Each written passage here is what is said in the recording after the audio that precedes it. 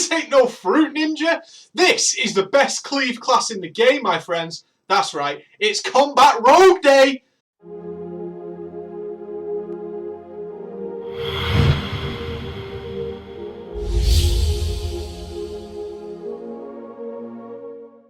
Hello, what's going on, guys? It's time for the big weekly video. Combat Rogues, actually now my preferred class in World of Warcraft. Amazingly, I've always stayed away from the rogue, but after jumping into the Combat Rogue and the Assassination Rogue and even the Subtlety Rogue, I've just found a class that, wow, man, this thing blows my mind. I seriously recommend you guys give this a try. I really do, because God knows how long this sort of fun will last. Mr. Pandera could change everything, we don't know, but at the moment, Combat Rogue and all the other styles of Rogue are so fun. Really, really good, guys. So we're going to jump into that. First of all I say is this is the last video, or the second to last video, depending on if we get to do another one just before we move, that will feature this crappy sort of setup. I hope the new setup is going to be awesome. We're moving to a new place, which is going to have a dedicated room for filming and setting all that up, just designed around filming. We're going to get a proper green screen. Well, actually, when I say green screen, we're actually going to paint the wall green. Yeah! So no more of this crappy quality. Hopefully we're going to get a new camera, a new microphone, all that kind of stuff, guys, and get it set up so we get a much more professional look. I know a lot of guys leave comments like, dude, your camera's shit. Yeah, well, we work with what we've got, guys. This isn't a big money earner. This is our hobby. We do what we do, and we do it because we enjoy it. I just want to make you guys better at World of Warcraft and push you to the next level. Let's go balls deep. Let's jump into it. Combat Rogue, so good, but frustrating at the same time. And why is it frustrating?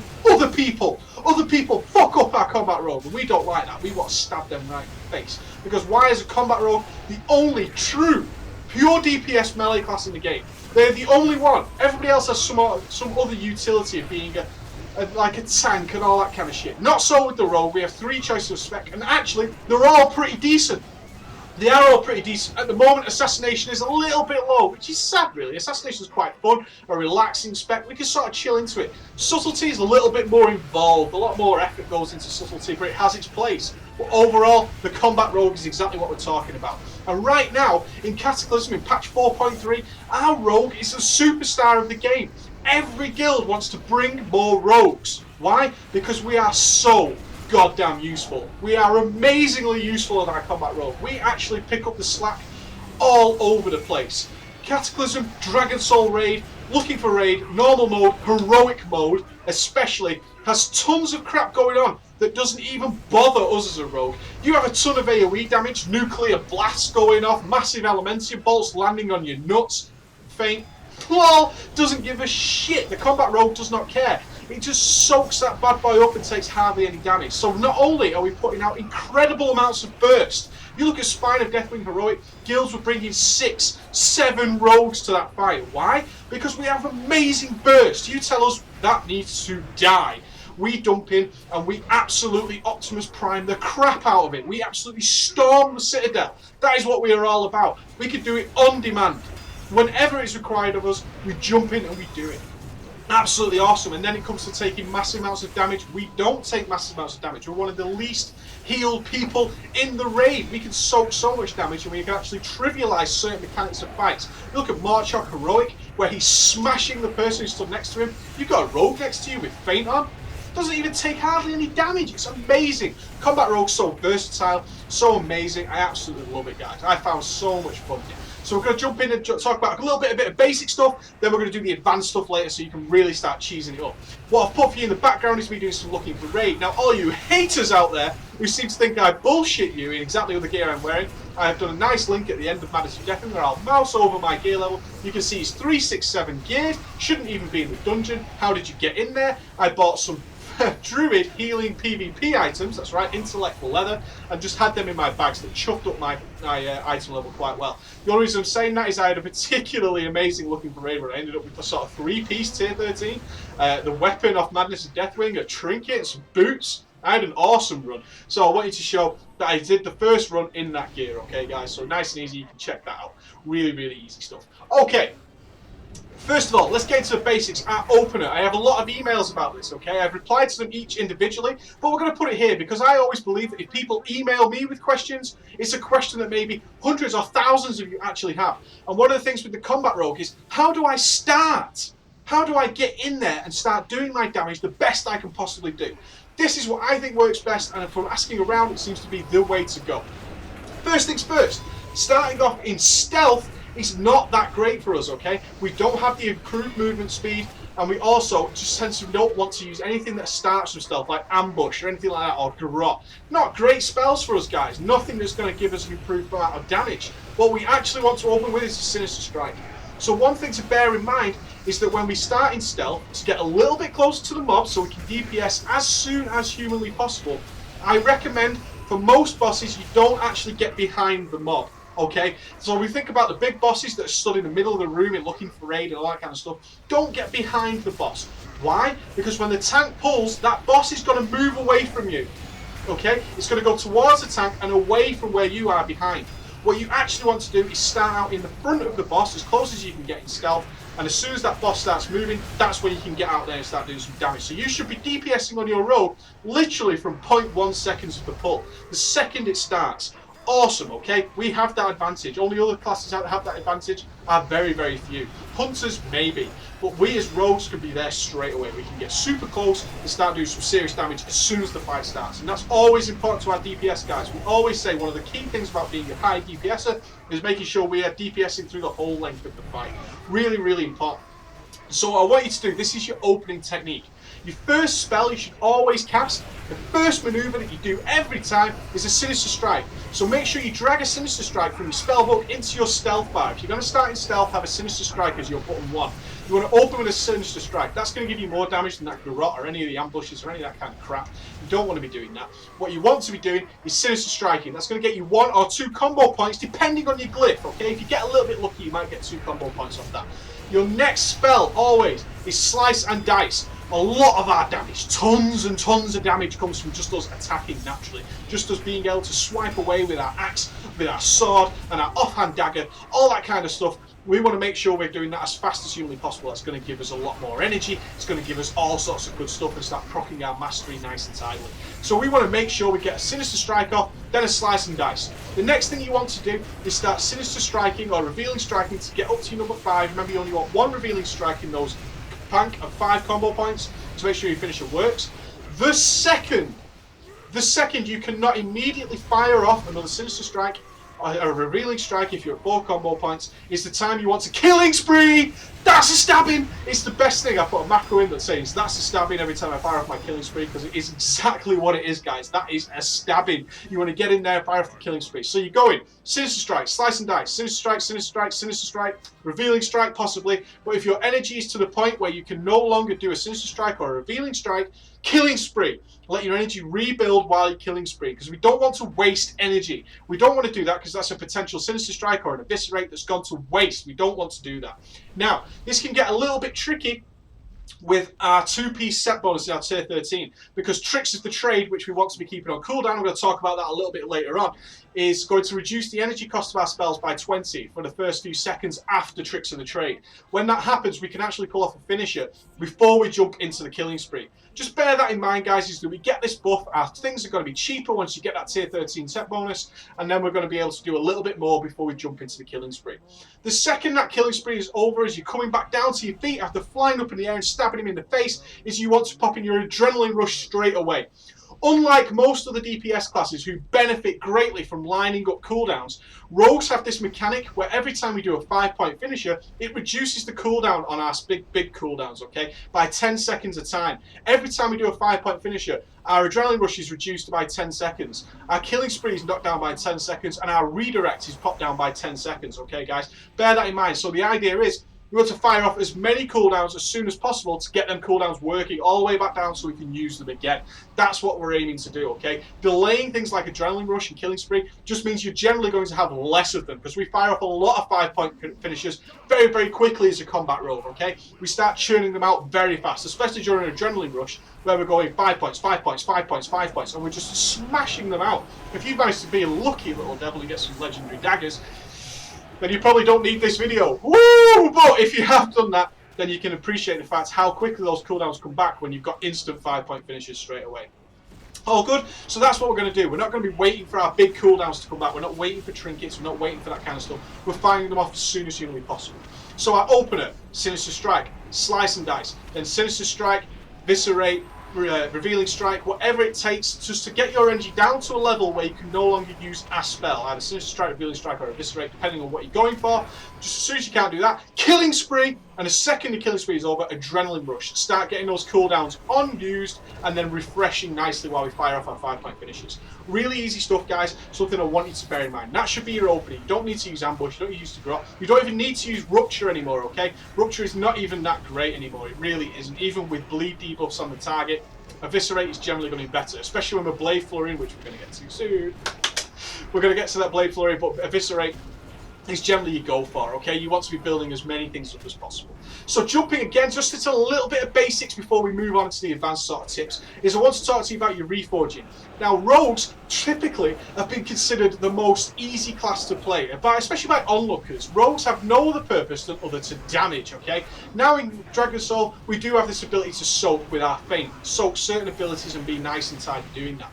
But in general, they've already said, well, you just need to buff your damage. You don't need to do anything else other than that. You're just a rogue, okay? You're not bringing any extra utility to the raid that everybody else can't provide. Not true. Rogues are, in fact, one of the most difficult classes to properly itemize. If you're going for top possible DPS, a rogue is incredibly difficult to itemize. Why? Because every time we get a new piece of gear, our stat weights change. What's a stat weight, Preachy? Well, each part of our stats, be it mastery, haste, hit, all that stuff has a value attached to it of how important it is, okay, in terms of your DPS. Just to give an example, hit might have a value of 1.2. That is worth 1.2. Every point of hit is worth 1.2. Every point of haste is worth 1.4. So naturally, we can incur in our mind that haste is more valuable than extra hit on our rogue, okay? It's naturally more valuable because it's worth 1.4. So we want more hit than we want more haste than we want hit. Very, very easy. Now that changes all the time. And why is that? Well, we have all sorts of shit going on as our rogue. We generally wanted to go for haste. In our basic guide, boom, click that there. We talked about you just hit level 85, you want to be a combat rogue, go and get yourself more haste. It's going to get you more energy, you're going to be firing off more attacks. Really, really good. But, here's a big but. Once we start getting into sort of 3, 7, 8 and up gear, our stats start to change because we start getting so much haste that energy becomes less of an issue. In fact, a little story for you is one of our closest friends, Genji, or Methodical, is a classic Grand Marshal rogue from the US. Now, in TBC, he transferred to the EU servers to play alongside me because we've been long-time friends. Now, he has a lot of latency, which is you communicating from your PC to the internet and back again, because he's playing in California, which is way, way away from us in the EU. Really, really far away. So he has a lot of latency. Wasn't a problem for him because the way energy works with energy regen is he could afford to have some latency because he wasn't missing attacks because his energy was always giving him a little bit of breathing room in terms of doing DPS. Now this week he came along with me looking for raid. It's the first time he killed Deathwing. He's been playing Star Wars with the rest of the team. Came along with me into Deathwing and he went, dude, my latency is now a big problem. He was playing combat. He had so much energy that he could not top his DPS. It was a real shame as well because he was genuinely pissed off about it. But now we have so much energy piling into our combat rogue that we start to think, I don't need more haste. I don't need more haste because I've got too much energy. Now we start looking at other things, okay? Our basics of Reforging and getting all that stuff right is just simple. We get our expertise capped at 26 points, and then we look at our special hits to make sure our Sinister Strike, our Revealing Strike, and our Eviscerate are always making contact. Very, very easy stuff, okay? Now we have this weird situation where we've got too much energy, something unheard of in the past. Rogues never had this issue in the way. We've got too much energy. It's like we've been downing Monster like an absolute boss. We've got energy coming out of our nuts. So what we need to do now is start considering other things. More hit is always good for a combat rogue, okay? The more hit is more damage. But alongside that comes our mastery, our main gouge. Our main gouge gives us a free attack, which is based on our white attack. So you can imagine more hits with more haste, where white attacking a more procs more mastery. Do you see how it all synergizes together and becomes a great team? That is what's important. Crit is always the worst. I can tell you that. That's as easy as I can make it. Is crit is always the worst. It's your first choice to reforge out of any extra expertise. But after that, guys, you really need to start looking deep into your talents and to your stats. And unfortunately, the only way I can tell you how to do this, and I'm sorry to do this, guys, is you need an add-on. You need an add-on or a website like wowreforge.com, or you need to use Reforginator, something like that. I tend not to recommend stuff like that because I want you to think for yourselves, but in terms of being an advanced level combat rogue, you're going to need to use some sort of guide and specifics, because every time you get a new piece of gear that changes your stat weights ever so slightly, you're going to be able to change some other things which is going to boost your DPS even more. Okay guys, it's not as simple as everything else. It's not as simple as, say, a caster where we just want more haste and more mastery. Job done, easy. It can become very, very difficult and in-depth. Use a website, use wowreforge.com, use Reforginator add-on in-game. Stuff like that is going to help you out immensely with getting your reforging just right. Okay, let's jump into some advanced tips, okay? Now, earlier in the video, I said the combat rogue can be very, very frustrating. Absolutely true, guys. And why? Other people screw us up as combat rogues. Why? Because we have this best ability I have ever seen called Blade Flurry. Blade Flurry, a toggled ability that allows us just to simply hit the next target. Blade Flurry is your key to success of doing maximum amounts of cheese. And when I say cheese, that sounds like, oh, you're DPSing things you shouldn't be. Absolutely not. A lot of things in Dragon Soul need to be cleaved down. They do. What is our main issue? Tanks. Tanks that don't appreciate, or haven't seen other guys that I've done things like that, who don't appreciate how important it is to get the mob position correct. Remember, you are playing an internet game at the end of the day, okay? No matter what we do in World of Warcraft, we're always playing an internet game.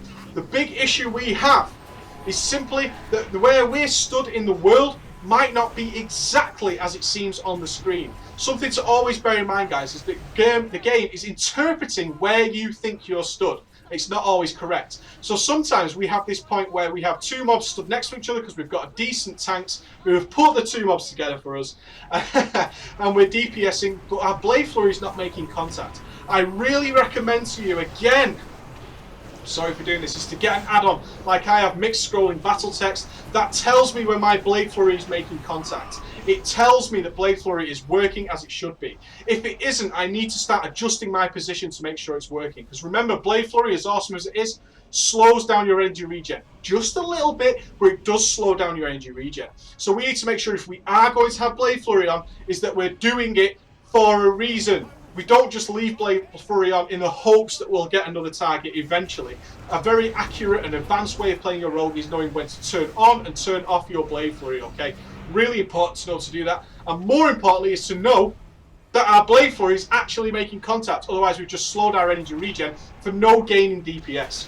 That is a big, big issue. So I recommend that you have some way of tracking that your Blade Flurry is actually making contact. The standard Blizzard frames, which show damage going above you, aren't going to say specifically, yo man, your Blade Flurry is making contact. You need to be aware of that, guys. Even though the mobs look right next to each other, sometimes it doesn't work. A little step to the right, a little step to the left is going to make sure your Blade Flurry is doing the business. And we want to make sure it's doing the business. Why? Because our DPS skyrockets. It's like a thunderstorm of wind. It's absolutely awesome, guys. We need to make sure our Blade Flurry is doing the business. In fact, in the video behind me, you'll see lots of examples where on Gunship, I've showed you Gunship, is where I told the tanks, put the mobs together. I'm a melee class, and yes, I have the best cleave in the game, but everybody else here wants to cleave as well. We all want to cleave the mobs, so tanking mobs miles apart is just a DPS loss. God damn it, tanks! Understand what your DPS wants. Why? Because it makes the game easier.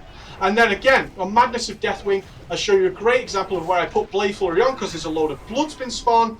A tank with a bit of experience would have realised I need to get these mobs on top of the melee, because the melee don't want to switch target. They don't want to do that, but if I put them on top, they will naturally cleave it. Melee want to cleave, but they don't want to start running around like headless chickens. It's a DPS loss, they don't want to do that.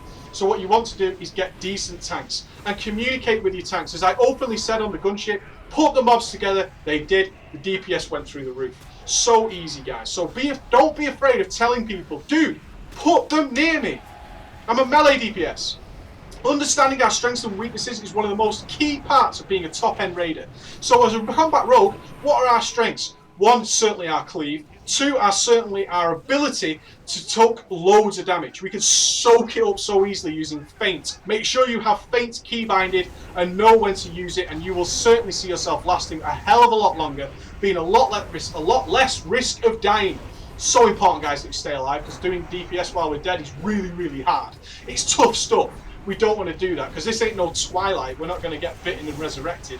Not going to happen, okay? Barely ever rogues get resurrected. It's usually saving it for some tank that's going to die for some reason, okay? Especially looking for raid. So we want to make sure we're doing that. So be open and honest and say, dude, can you put... Be polite though, don't rage. Don't be like these raging guys that I see all the time in my dungeons. It's, oh my god, put the mobs together. Don't do that. Just say, guys, can you put the mobs together? Or please keep the tanks together.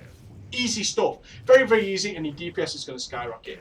Couple of things I want to recommend on the Blade Flurry side is, one, use Blade Flurry whenever you can. It's really, really useful. It's a massive raid DPS increase, and not only just a DPS increase for yourself, but have some way of accurately tracking when Blade Flurry is on. You'll see in the background I've actually made a power aura, okay? Power aura, very easy to set up.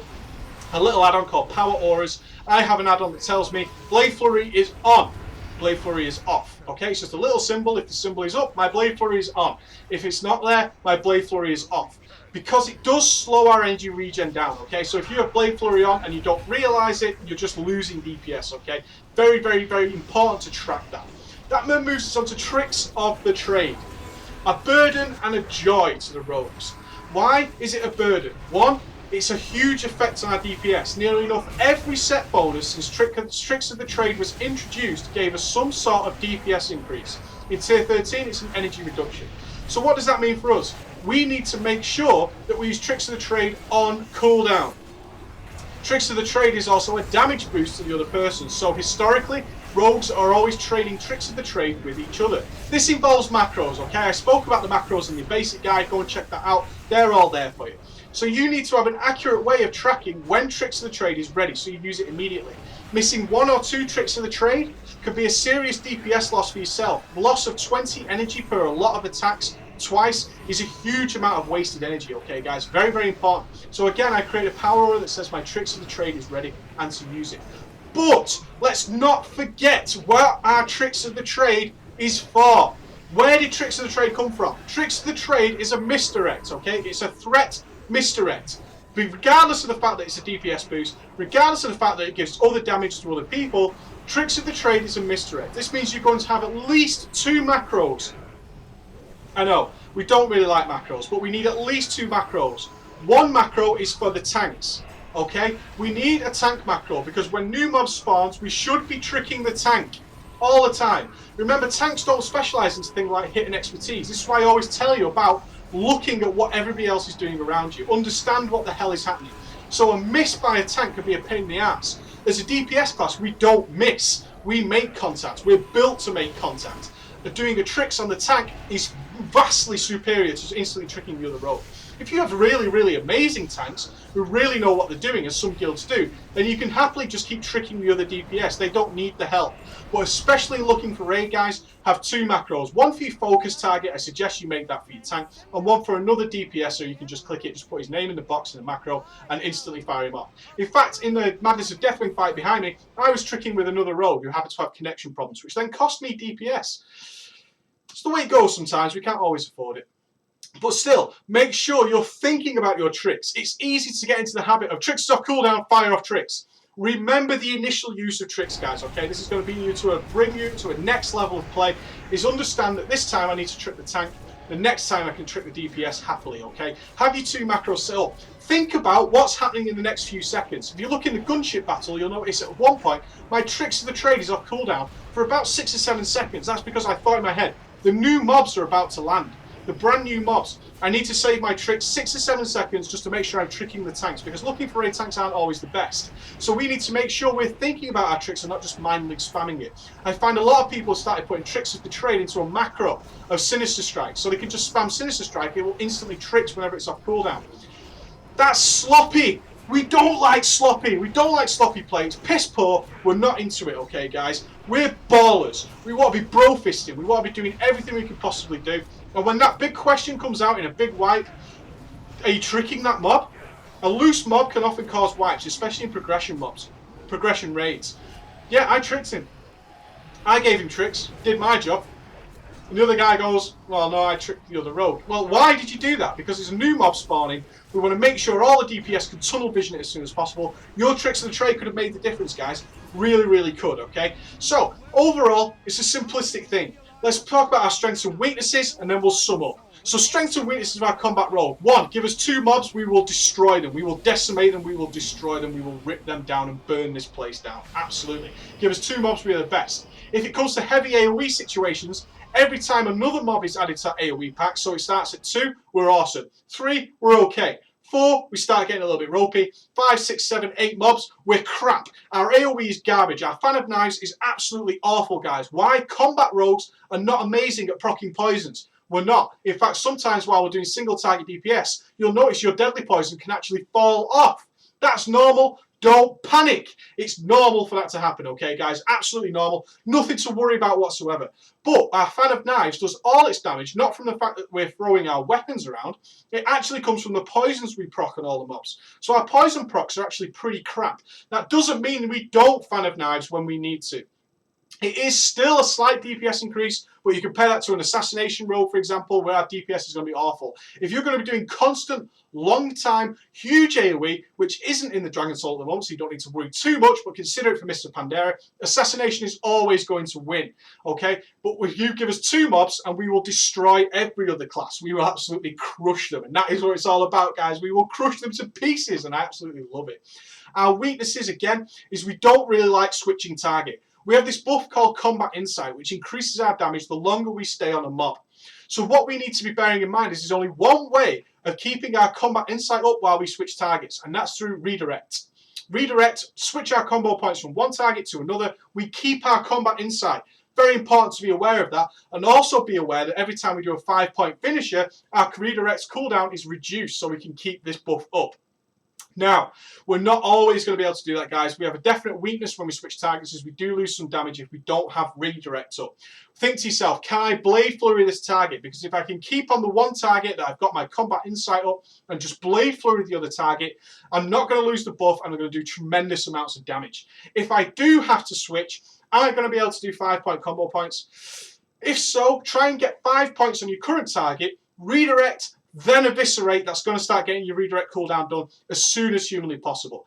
Not always possible. It really isn't. It's not always possible to get enough 5-point finishes out on the mob you've had to switch to in order to get our combat insight up. That does not mean we don't switch. We're still a DPS class. We still have a role to play, and we're still ballers, so we do our role correctly. Absolutely do it correctly. So you make sure 100% of the time that you are doing switching when you need to do. Just bear in mind there are little methods like making sure you've got 5 combo points ready on your first target, so redirect and instantly get another 10 seconds shaved off that, okay? Try and use these little tips. They'll do the nice incremental boost to your DPS. But initially think to yourself, can I just blade flurry this target? Okay, let's sum up what we've got to do here. Okay, we've got our mastery and our reforging and our hit and all that stuff. It varies, guys. I can't give you a clear definition because every time you get a new piece of gear, it's going to change, okay? Really is going to change. We've got our tricks of the trade and blade flurry. I really recommend an add-on for tracking your blade flurry is making contact, an add-on for checking your blade flurry is on, so it's nice and obvious, or off. Even more important, make sure it's on or off. And also tricks of the trade, a nice warning system to show you that your tricks of the trade is up. I do recommend power auras for this. It's very, very easy to set up. Please don't spam me with messages on how to set it up. It's so easy. You literally just type in tricks of the trade is ready while I'm in combat. It's just boxes to tick. Very, very easy, guys. Just have a play around with it. It's always the best way. Instead of someone just showing you, spend 10 minutes playing around with it. I guarantee you'll have success, and then you'll be able to sort it out, okay? Combat Rogue. Absolutely love it, guys. I can't wait till next week till I can jump into a looking for raid with all the gear that I managed to pick up this week and see the damage difference. I really do. See if I can finally get that #1 spot on Madness of Deathwing. Obviously, I failed and got the #2 spot. But in 367 gear, I don't mind at all. You take it easy, balls, and we'll see you next time.